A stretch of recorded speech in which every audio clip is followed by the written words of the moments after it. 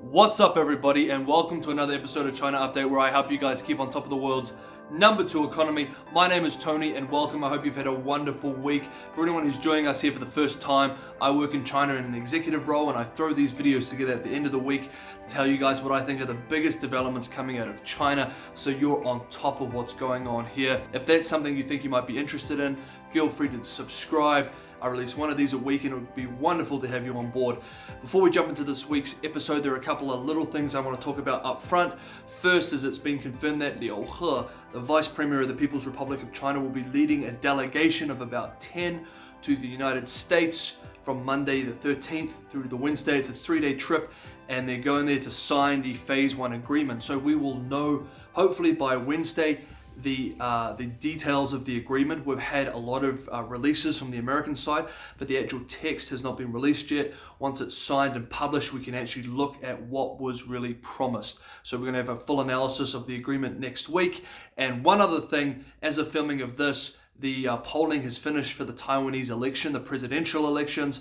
Taiwan has won a second term, achieving about 60% of the vote, showing that voters in Taiwan have rejected calls from the opposition party led by Han Kuo-yu to push for greater engagement with China. It seems that Tsai Ing-wen's popularity has increased dramatically over the last 12 months. You might remember that last year her party was thrashed in legislative seat elections, but now that popularity has been restored, and the most probable causes of these are twofold. One, the economic side. The Taiwanese economy is doing much better, and it's growing faster over the last 12 months. Wages are actually increasing at a faster pace than they have been in years. And one of the reasons for this, actually, ironically enough, is the US-China trade war. A lot of manufacturing jobs have come back to Taiwan as manufacturers have left mainland China and moved back to Taiwan as it's a safer bet. They're hedging their bets in the expectation that the China-US relationship might further deteriorate. Of course, we also can't ignore the political side of the equation. In many ways, the presidential election was a referendum on one country, two systems, and it seems that voters have firmly rejected that. Tsai Ing-wen and her party really pushed this notion of one country, two systems, and comparing the Hong Kong experience with the Taiwanese experience, and used this as a way of pushing one of the core ideas of her party and the rejection of this government framework in relation to the relationship with the People's Republic of China on the mainland. Now, this is breaking news, so next week with next week's China Update, I'm going to jump into some of the analysis, what this means for Taiwan, and what has been the reaction from the mainland and from the American side, which will also be relevant.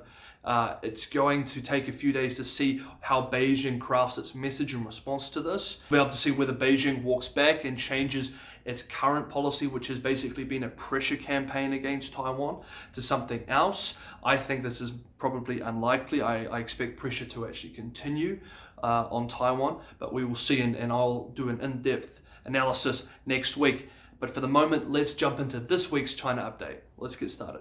Okay, first up, let's talk about Hong Kong. Now, we need to jump into some elite politics this week because there's been a very, very interesting development. And that has been the appointment of a gentleman called Luo Huining, who replaced Wang Zhimin as the head of the Hong Kong Liaison Office. This is basically the People's Republic's mainland presence within Hong Kong, and basically the institution in Hong Kong that gives the marching orders to the Hong Kong Special Administrative Region government. Now, this appointment is actually very interesting for several reasons, and we're going to go through those now.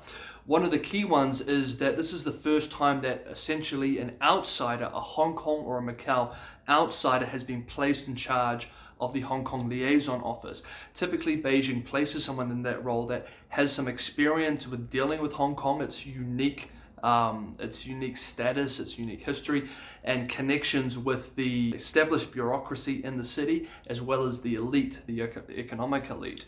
So the placing of someone from outside of that experience is telling. It points to Beijing recognizing that that group of people has failed.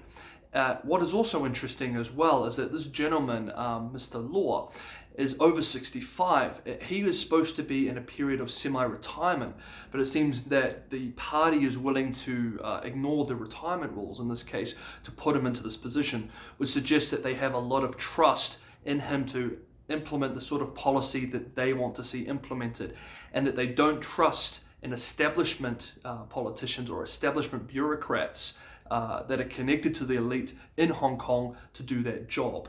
The reason I really believe that is the case is when you look at his track record. Mr. Law worked for many years in Shanghai in the west of China, and after several years of success in his role there, he moved to cleaning up corruption in Shanxi, which is in the northern part of China and is very infamous for corruption, cronyism, and gangsterism. It is a very, very rough part of the country, and he was put in place there to deal with this entrenched corruption where basically criminal elements were infused with local governance. And he must have been very capable, or perceived to be capable in that role, to be placed in the highly sensitive and important role as head of the Hong Kong Liaison Office in the Special Administrative Region. It seems that Beijing is very disappointed in the handling of the protests since they erupted in the middle of 2019, both in terms of the mainland bureaucratic apparatus when it comes to accurate information being communicated from the ground to Beijing, and the SAR government do not expect Beijing to be listening to what the protesters are saying on the ground. Beijing will not be looking at liberalizing the political system or allowing for more democracy. As we discussed in the last episode, they see with a lot of suspicion calls for greater liberalization as just crypto separatists trying to push eventually for rejection of one party, two systems and de facto independence. And so Beijing will not want to go down that route whatsoever. They see the issue as the economic elites, the oligarchs, the powerful interests in Hong Kong who basically got too greedy and failed in their core responsibility of keeping the people happy enough or relatively happy, as well as the failing of their government systems in Hong Kong and the people who have historically been put in charge. So expect big policy shakeups and perhaps the appointment of more mainland officials who have had very limited exposure to the Hong Kong elite to be brought in to implement what could potentially be harsher policies going into the future. Okay, let's talk about foreign investment and manufacturing in China. You may have seen this week that Tesla announced that they have opened their gigafactory at a site just outside of Shanghai. You may have even seen videos of Elon Musk dancing. I don't blame the guy.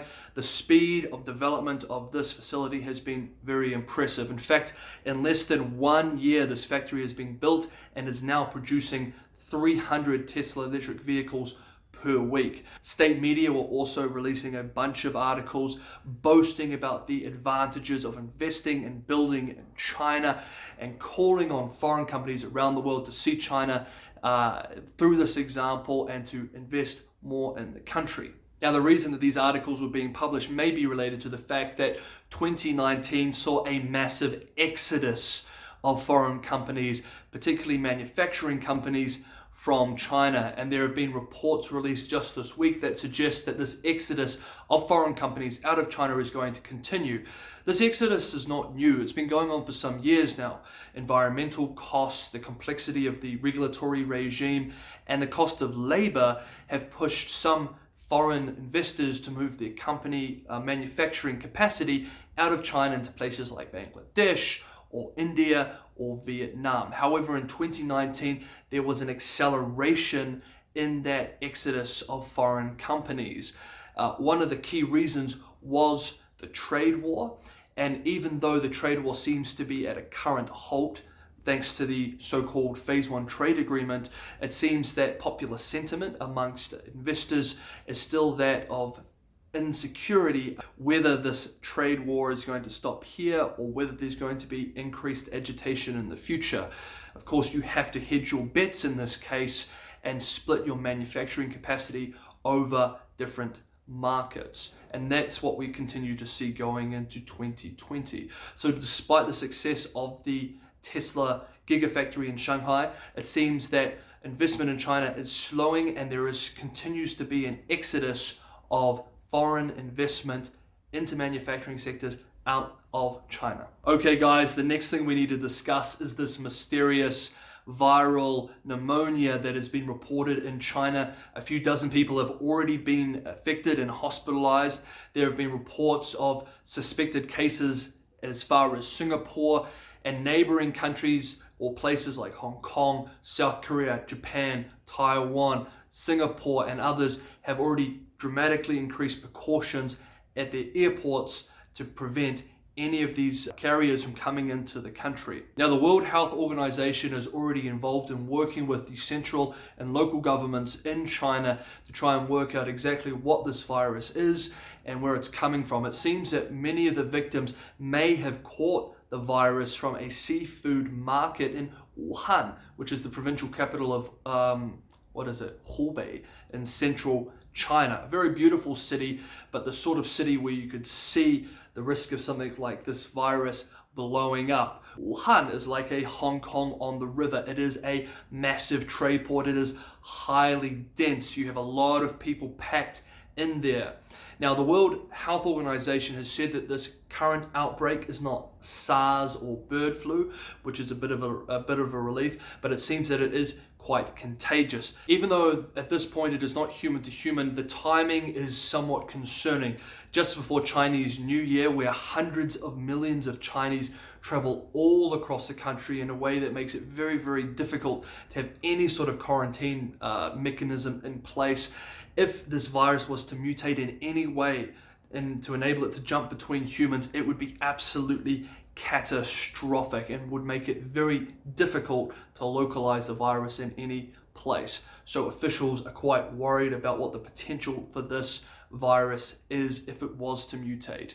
And you can see this in the censorship already on the internet in China, with phrases like SARS already being censored. And finally, guys, I want to talk about taxation and local government financing, issues with revenue and land selling as an alternative. So as you know, the Chinese economy has been slowing steadily for some years. The rate and the reduction of growth has been increasing quite quickly as well. In 2018, growth was dropping at about 0.1% per quarter. Last year, it was decreasing by about 0.2%. So many have, of course, pointed out that this is due to the American trade war. This is actually a secondary effect that has agitated what was already a slowdown being caused by systemic reforms within the country.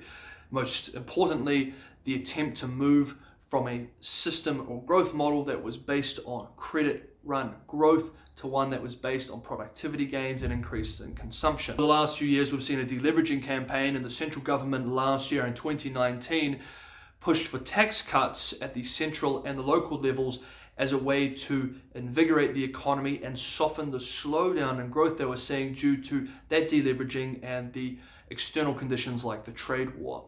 Well, this week the government announced that due to approximately $300 billion in tax cuts last year, the economy saw about 0.8% of growth. This on the face of it, of course, is good news. The Chinese government is reducing the tax burden, pulling themselves out of the free market. This is great for growth, right? But there are some bigger concerns in the wider picture. For example, the reduction of tax and the burden that created was disproportionately placed on the shoulders of local governments. The taxes were actually cut at the local government level, and the local governments still had revenue targets, growth targets, and other targets like environmental policies. So due to this, some local governments were not able to meet their revenue targets, most notably Shanghai, the large municipal government on the east coast of the country, who had a growth target of revenue collections of 5%, where they could barely reach 1%. Now, this is important for the reasons I just said. These local governments have targets that they have to reach. They have growth targets, and more importantly, they have debt that they need to service. If they don't service that debt, it can cause financial shock, as these local governments are tightly connected with state-run banks as well as local financing vehicles. There's also the question of where that money is going. If the Chinese government has reduced taxes by about 300 billion and you've seen about a 1% increase in GDP last year, where did that money go? Well, I'm looking forward to a report in a few weeks that is actually going to give that breakdown, but I would put my money on assets, most notably housing. I think a lot of that money has been poured into real estate. And of course, this was one of the big drivers of growth last year, was consumption, but that was consumption of housing. And this also ties into this local government financing issue. Local governments have a very strong incentive to keep their property markets afloat because they rely on it for a source of income which they have traditionally relied on. This period of time, these last couple of years, where they've had to see reductions in tax revenue, they haven't taken that opportunity for belt tightening or for looking for areas to increase productivity or reform. Instead, they've turned back to this old method of raising revenue, and that is, of course, selling land. This is the process in which a local government will take a piece of land that is designated for a certain non-residential use. They will buy the land from the people living on it, then they will redesignate it as residential, pushing up its price based on current housing prices, which may or may not be in a bubble depending on what part of the country it is, selling those to developers who are in some cases in pocket or connected to the local officials, particularly in tier 3 or below cities. And then the developers will build houses on that section and they will rely on people to invest in them.